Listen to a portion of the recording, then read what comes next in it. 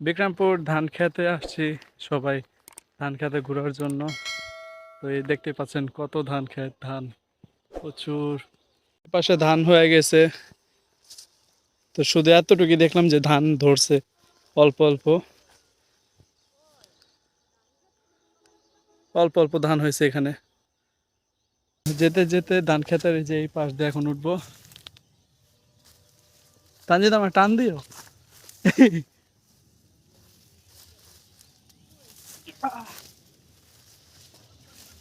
সন্ধ্যার আজান হয়ে গেছে, তো এখন বাসা চলে যাইতেছি সবাই। তো যাওয়ার পথে অনেকগুলো শিয়ালের আওয়াজ পেয়েছি, তো দাঁড়িয়েছিলাম যে শিয়াল দেখি দেখা যায় নাকি, কিন্তু শিয়াল দেখতে পাইনি।